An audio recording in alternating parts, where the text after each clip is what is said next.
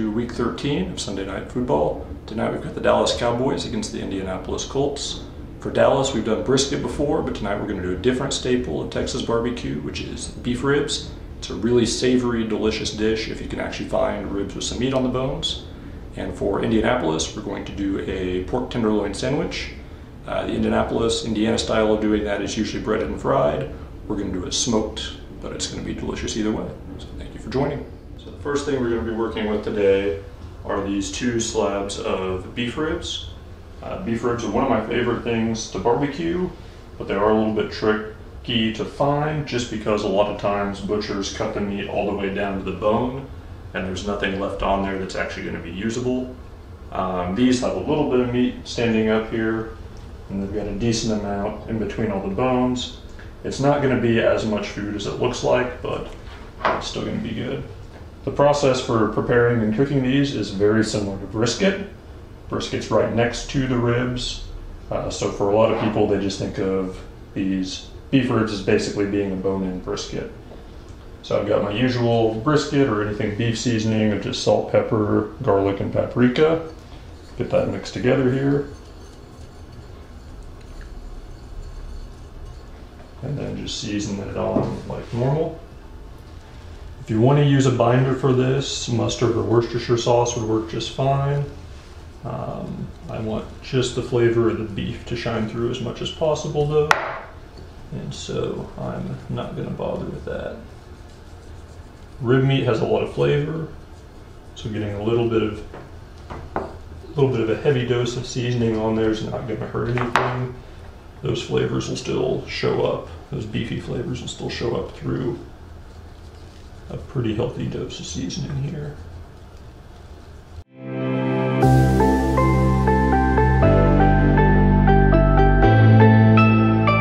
On the bone side, as you can see, there's not a whole lot of meat left underneath here. You got bones almost shining through. That's pretty normal.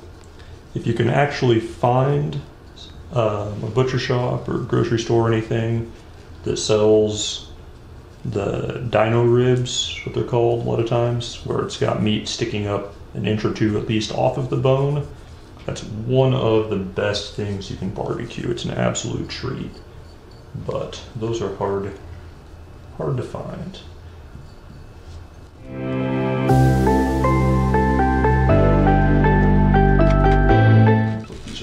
Make sure that I've got enough on this top side. That's where most of the flavor is going to actually permeate through.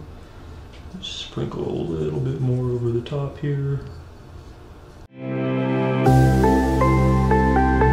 Alright, and now with these, since a lot of that rub is just kind of sitting on top there, make sure I get it rubbed in as much as possible first, and then I'm going to make sure it gets some time to sit out here at room temperature for at least 10-20 minutes. A little longer would be even better, and that's going to give it time for those seasonings to really get stuck onto the surface or even kind of permeate underneath there.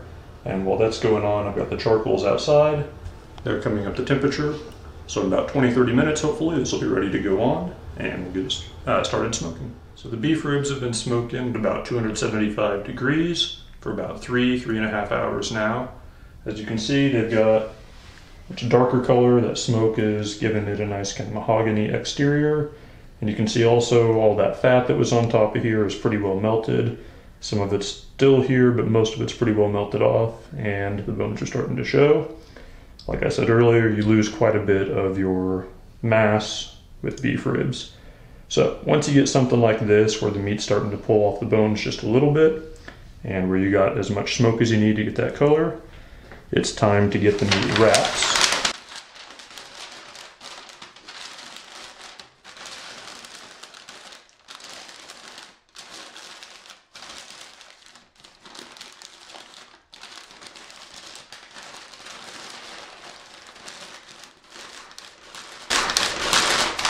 I'm using butcher paper here. If you don't have butcher paper, foil works perfectly well as well. I prefer butcher paper though, it just lets a little bit more of the steam kind of work its magic here.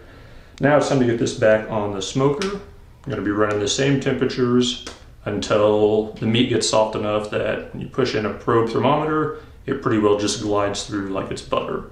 That usually happens with an internal temperature right around 195 to 205, somewhere in that range, but it does depend time to time. So we'll get it back on the smoker and let it get back to cooking. For Indianapolis, what we're going to be doing is a pork tenderloin sandwich. The Indiana style of doing this is breaded and fried tenderloin, kind of like a chicken fried pork steak type thing. What we're going to be doing instead is smoking ours and cutting it into slices. So you've seen me use tenderloin before. I've got my usual pork type mix already made here. Brown sugar is the main ingredient.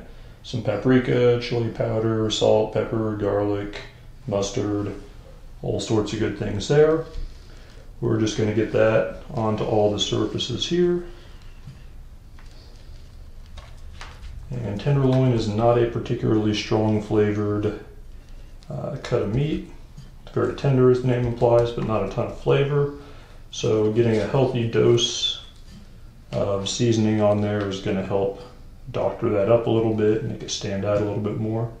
On all sides.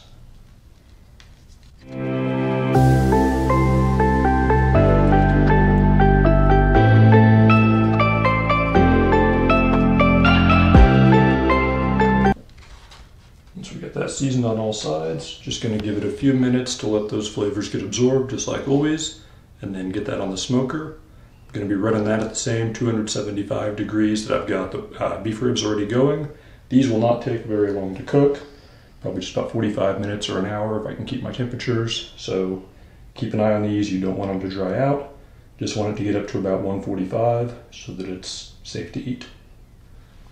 So the beef ribs cooked for about an hour and a half more while under the foil or under the wrap. Now I've had them resting for about another half hour since then. That meat's really tender. You can see it jiggling around as I press through there. But as you can see, a lot of the meat did melt away, or a lot of the fat melted away. All that's left to do is just run a knife gently in here in between each of the bones.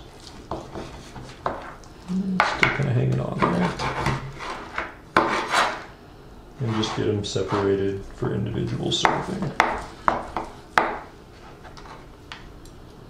Let's see how this one runs. One kind of curves at the end. So, still got enough meat left on there. That's going to be really tender. It's going to fall right off as soon as you start chewing on it. It's going to be a lovely little brisket on a bone type meal. And then for the tenderloin, just going to cut it into nice thin little slices so it fits easily in the sandwich. It should live up to its name. The knife should pretty much glide right through.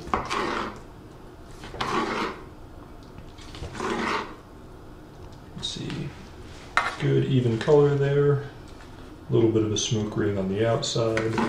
Cooked it just long enough to get it up to 145, 148, right in that range on the inside, so that it's safe to eat, but still nice and tender. It hasn't had a chance to dry out, so the best of both worlds there.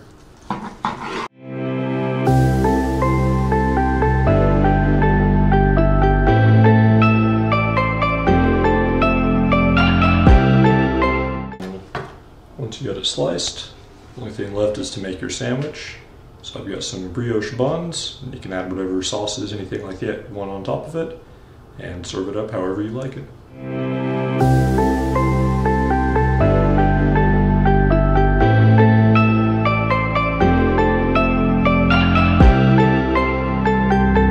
Thank you for watching this Week 13 edition of Sunday Night Football. Again, we got the Dallas Cowboys with beef ribs and the Indianapolis Colts represented by pork tenderloin sandwich. As always, thank you for watching. Feel free to like, share, subscribe, anything you can do to help get the word out about this if you enjoyed it. And thanks as always to my lovely wife Evelise for doing all the recording, editing, everything like that. See you next week.